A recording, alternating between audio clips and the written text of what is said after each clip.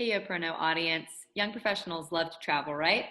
While the reality is that we can't travel like we used to right now, there will be a time when we can get back to it. In the meantime, we still have to work, right? Luckily for us, Flashpacker has travel products that serve as great day to day work products as well, handily enough. From their Citizen tote bag that I actually have, that serves as a great work bag for those of you who are on the go even during a pandemic or just want to take it out to lunch with friends, to their leather travel kit that works for any work or pleasure related travel. There's definitely something for everyone here on their site, which is why we are excited to offer you a 20% discount code when you use YoProKnow20 at your purchase. Check out the link in our bio for more details and happy shopping. Hey there, everyone. It's Camber here with the Yo Pro Know. We are here today with Jake Brown, 25-year-old assistant men's basketball coach for Howard University. He is living currently in DC, and he was connected to us today through one of our previous Yo Pros that we've interviewed, Lindley Shaw. The two met in college, and so we can dive into the details. So thanks so much for being here, Jake. Thank you for having me. All right, so let's just get down to it. Go ahead and give us a brief background. So where you're from, what you're currently doing, and then we'll dive into the details and talk more about your career path and how you got to where you are.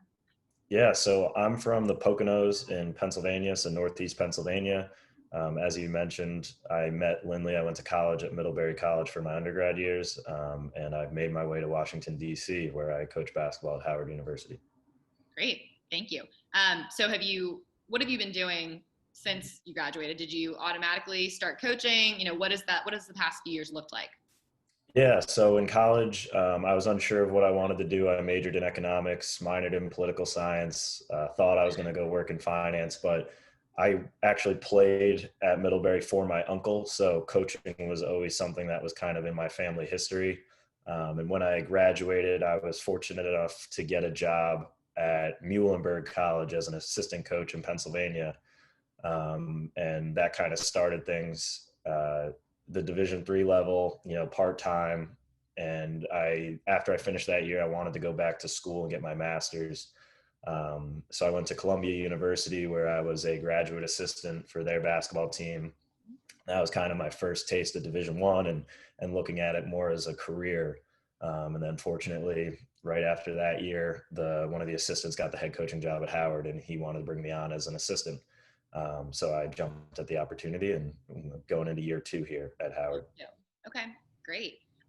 Looking back at your time in college, you said you were majoring in economics and minoring in political science. When you look back at that, would you have wanted to major in anything else now knowing the career that you're in, or are you happy with that choice and why? I think I'm happy with that choice. I think it gives me a more diverse background than your traditional coach. I definitely think about things in an efficient standpoint. So everything has to do with efficiency, whether it's statistics or how we're going through practice. And I think that economics mindset kind of fostered that. But at the same time, with political science, it really helped me in my writing skills, which has been crucial. And I get a lot of compliments in terms of when I write reports or do things for our athletic department as a whole, or my coach or my boss. So that's been good. So I'm really happy with my decision to major in economics. Great. Thank you for that answer. And I went to a liberal arts college as well. And so I think, liberal arts schools always want to pride themselves on giving you the skills that you can then take to any career path. And I believe that wholeheartedly. I stand behind it. So tell us about your day to day. What does it look like being the assistant basketball coach? Yeah, during this time, it's a lot different due to COVID, but luckily we're able to be on campus in a bubble atmosphere. School is virtual, but we have our program, women's basketball and volleyball, all on campus. So yesterday, for instance, woke up at 5:30 in the morning. We had a 6 a.m. workout with one player. We did 7 o'clock team yoga, 8 o'clock another individual workout with a player, but then we didn't practice till 7:30 at night, so there was a huge break of time in between. But during that time is watching practice from the day previous, statting that practice, watching film on recruits, so anybody we're looking to bring in for the next few years, watching that, following up with those recruits, having conversations, calling their coaches, family, whatever it might be. Um, and then really just kind of preparing for practice later that night. So yesterday we were 7:30 o'clock at night.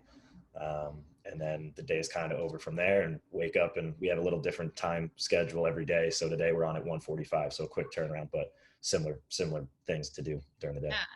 So realistically, how many hours a week do you work?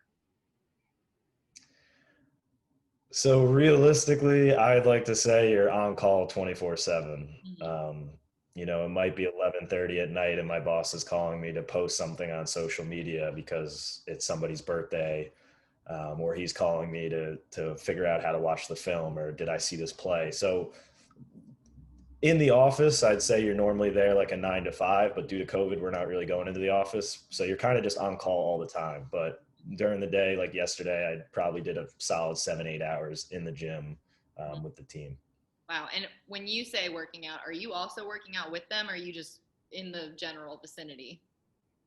I wouldn't say I'm working out, but I'm leading them through their skill instruction. I'm rebounding, I'm passing, I'm moving, which has Yeah, been yeah. good. Like you're being active. And that brings me to my next question. So, if you're on call 24/7, that's tough. A lot of people I interview, talk about the stress that comes with work and how it transfers over into their personal lives, and how, like, they say they struggle with that. And so, do you ever feel like it's too much, or how do you balance that time? Like, when do you get time for yourself? Yeah, I definitely feel overwhelmed at points, but at the end of the day, I'm coaching basketball, which I've been really fortunate to get into the industry. It's so competitive, and being so young, I know I have a long way to go. So I'm just looking forward to that opportunity. But it's enjoyable stuff. Watching people play basketball, stuff like that isn't stuff that I consider work or really, really time intensive. And it's stuff I would probably be doing if I wasn't, coaching basketball. So it can be overwhelming, but it's nice to be home a lot. Obviously working from home has been different, but being home and being able to kind of do things throughout the day before I get that call or before I get that text, it kind of keeps me in a good routine.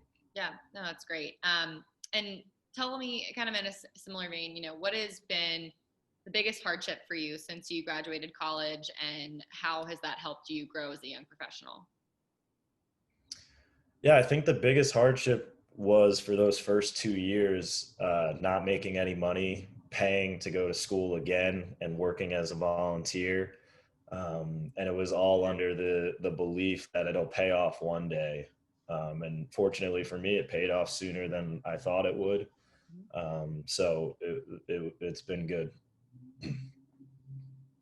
Great, thank you. So what is next for you? What does the trajectory look like for somebody in your position? Is it naturally to move into a head coaching position one day, or is there something else that you have your sights on? Yeah, so traditionally you go from a grad assistant to a support staff member, whether it's director of basketball operations or video coordinator, and then you become an assistant coach. So luckily with my relationship with my boss now, I was able to skip those 2 steps.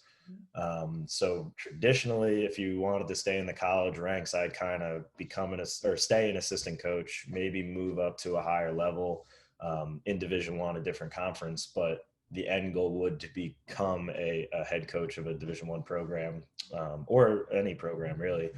But I have my sights set on the NBA. I think it would be cool to kind of get into a front office role with the NBA or even on a coaching staff there. So building those relationships right now is important. Yeah. What can you say about the future of the sport right now in our current state of the country? I know that the NBA successfully pulled off the bubble, right? Would you say successfully? Yes, I would say So, successfully. yeah. So tell me more about that. Kind of expand on that. Yeah, I mean, I would say successfully. There is an asterisk. They did lose a lot of money this year. So it will be interesting moving forward because the players split 50% of the revenue with the owners. And now they're looking at next season. And no matter, well, they just announced today they're doing a 72 game season, which will be good. But the players are going to be taking a pay cut. The owners are going to be taking a pay cut. So it'll be interesting moving forward. I think they'll be successful. I think they'll have good ratings, but um, I think once it gets back to normal, there'll be more of an explosion, and we'll be kind of back to normal in terms of that revenue generating that they had been up to this point. Right. And what about your school, your team? What's kind of the next step for you guys?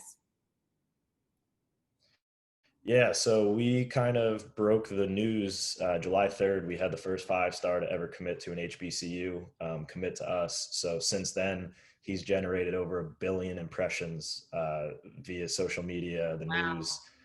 So it's kind of become a news story. So for us, this year is really important because there's a lot of speculation whether we'll have a season or not. Mhm. And I believe we really need the season because he's a kid who's a projected one and done. This is going to be his only year in college. If we Wow. don't have a season, things will look a lot different. So Mhm. it's been good. We're gearing up to play on Thanksgiving Day. We Okay. start off against Belmont. Mhm. So we're just hoping we can stay COVID free and things can be normal until then, and we can kind of get the season going.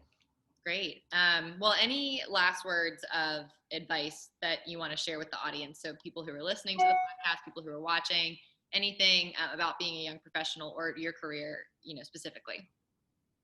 Yeah. I think just following your heart, knowing what you want to do.